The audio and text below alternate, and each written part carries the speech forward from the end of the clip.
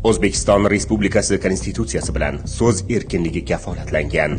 Ochiqlikka, jamoatchilik nazoratiga otlangan har bir fuqaro birinchi navbatda bu faoliyat katta mas'uliyat ekanligini, uni suiiste'mol qilish og'ir oqibatlarga olib kelishini, shuningdek, qat'iy javobgarlikni talab qilishini tushunishi lozim.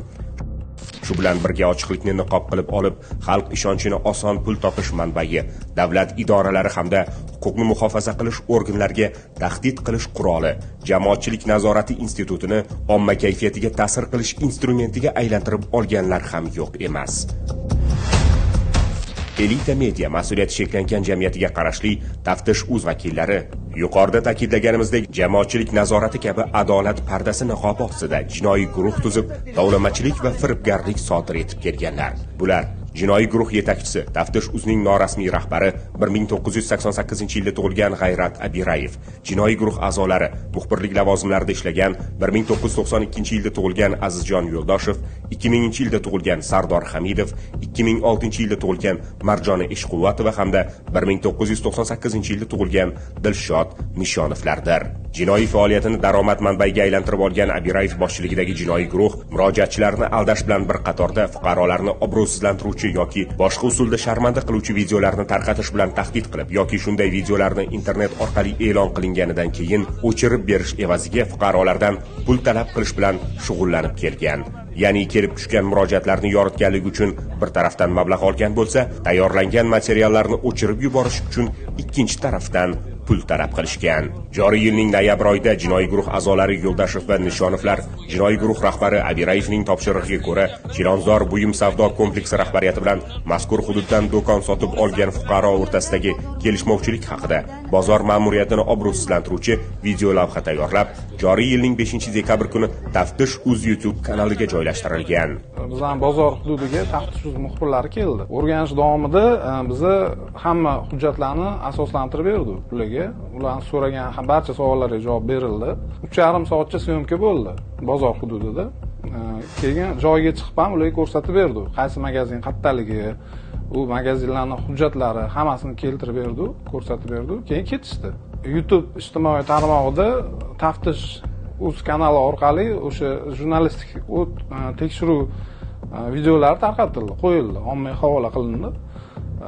O'tda umuman montaj qilib, ko'p joyini olib tashlab, aksionerlik jamiyatimizni obro'sizlantirishga, uni sha'niga putur yetkazadigan ko'p noto'g'ri ma'lumotlar ketgan.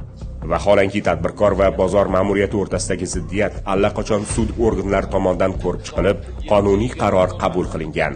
Taftish.uz ommaviy axborot vositasi vakillari buni juda yaxshi bilishgan, lekin murojaatchining mablag'i evaziga material bir tomonlama yoritilgan.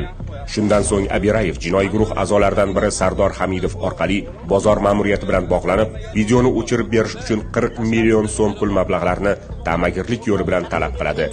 Bartalik kiritamiz, bu siz bilan o'rtamizda bir ishonch tushuni qilingan. Qimmat necha bo'larkan? Summasi 40 million so'm. 1 ming video. Yo'q, bo'lmadi. Narigi video bilan bog'liq masala o'shanda. Ayni videoni o'chirib tashlagan bo'ladi. Video qisqacha qilib, uni ommaga tarjimot Telegramda chiroyli material berib qo'yamiz. Evaziga esa videodagi holat o'z tasdig'ini topmaganligi to'g'risida Telegram kanalida xabar joylashtirishga va'da beradi. Bo'ladigan gap, biz sizga qonuniy yordam. Qonuniy deganda shu odam mana shunaqa murojaat qilgan edi. Bu odam murojaati sudi bo'ldi. Holat tasdig'ini topmadi. Deb o'rnida material qo'yiladi. O'chirilgan. Tushundingizmi? O'sha material qo'yiladi. Bu tasdig'ini topmadi material. O'rnida o'sha materialni qo'yiladi. Bizni rahbariyat bilan maslahatlashganimizdan keyin rahbariyat bo'ldi, majbur bo'ldi. Pulini beringlar, mayli beror pulini deyishdi. Keyin bizni adashmasam shu 29-dekabrlarda 10 million tashlab berdi. Keyin o'sha qolgan summani biz ko'chira olmadik, chunki banklar ishlamas edi. O'sha yangi yilga oldixga chiqib ketdi. Keyin 5-dan ish kuni bo'lishiga qaramay, ular bir necha marta so'radi bizdan pulni. Qolganini tashlab beringlar dedi. Biz ularga tushuntirdik. Qolganini tashlab beramiz, hozir pulimiz yo'q. Hisob raqamda pul bor, hisob raqamdan o'tkazib beramiz.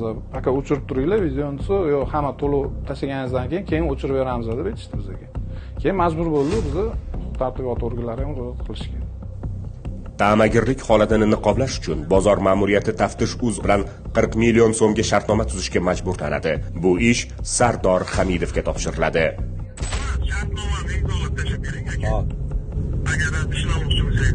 Shartnoma imzolaymiz, qolgan summasini 30 borsa o'chirib berasiz.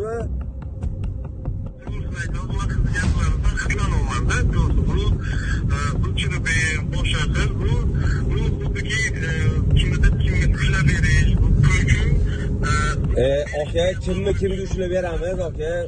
Nimaga ushlab beramiz, aka? Shu tariqa talab qilingan pullardan 10 million so'mi Sardor Hamidovning bank kartasiga tashlab beriladi. Ushbu jinoiy guruhning harakatlari ko'cha bezori to'dalarnikidan ortsa ortadiki, lekin hech qolishmaydi.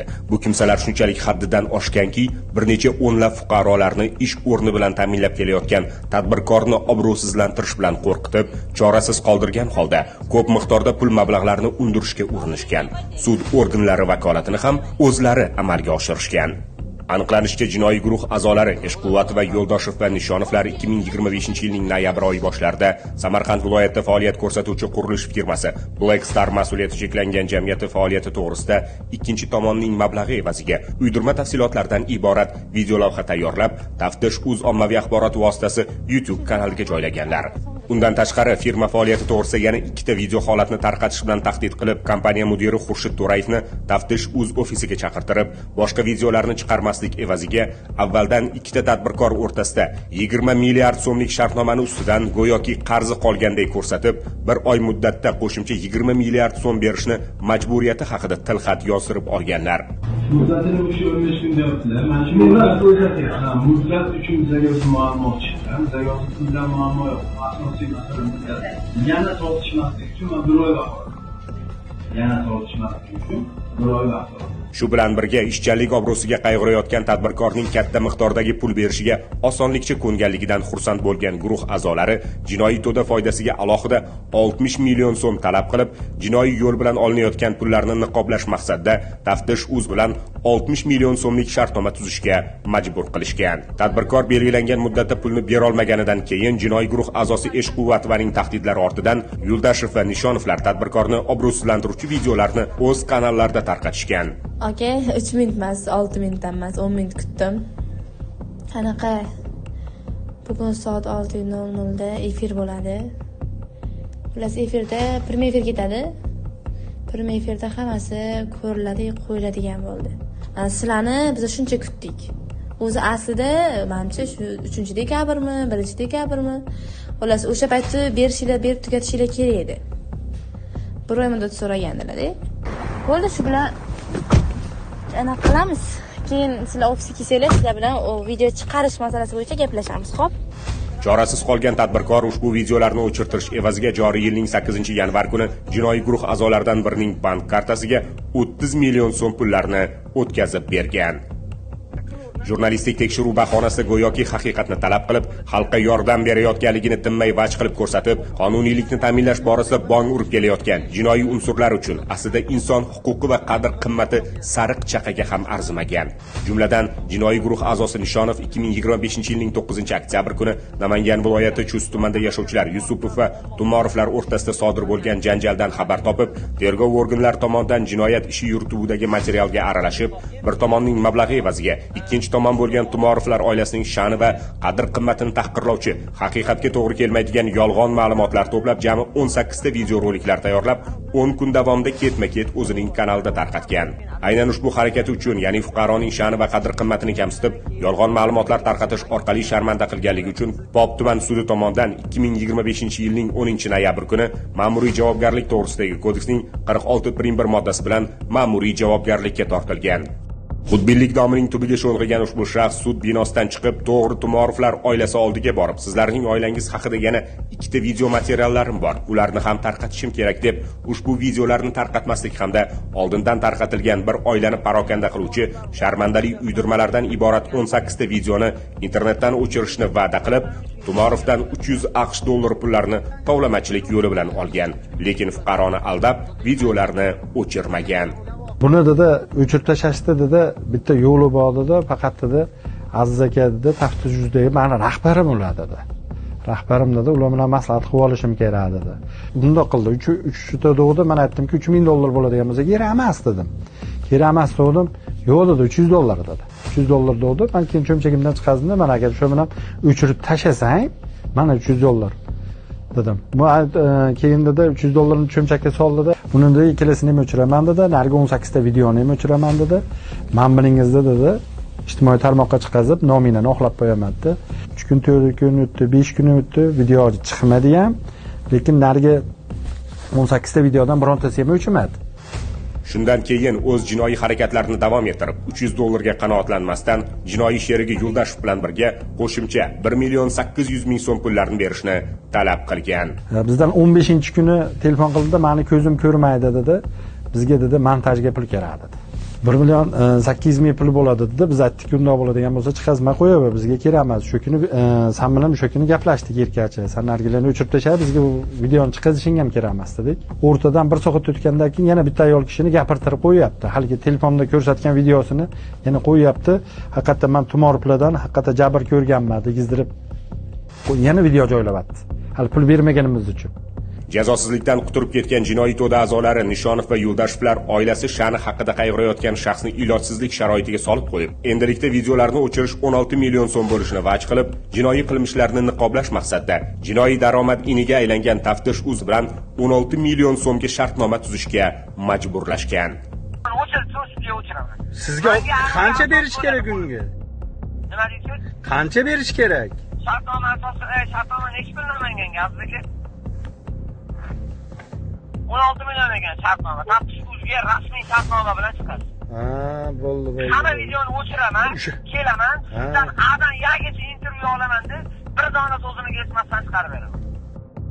Hozirda mazkur jinoiy guruh a'zolari Jinoyat kodeksining 139-moddasida nazarda tutilgan boshqa shaxsni sharmanda qiladigan uydirmalar tarqatib tuhmat qilish, 168-moddasida nazarda tutilgan firibgarlik, 165-moddasida nazarda tutilgan tovlamachilik, 244-6-moddasida nazarda tutilgan yolg'on axborot tarqatish jinoyatlarini sodir etganligi aniqlanib, ularning barchasi protsessual tartibda ushlangan. Hurmatli fuqarolar, ushbu jinoiy guruhning qilmishlari ustidan ichki ishlar organlariga kelib tushayotgan murojaatlarning ko'pligi ularning harakatlaridan jabrlangan boshqa fuqarolar ham borligini ko'rsatmoqda.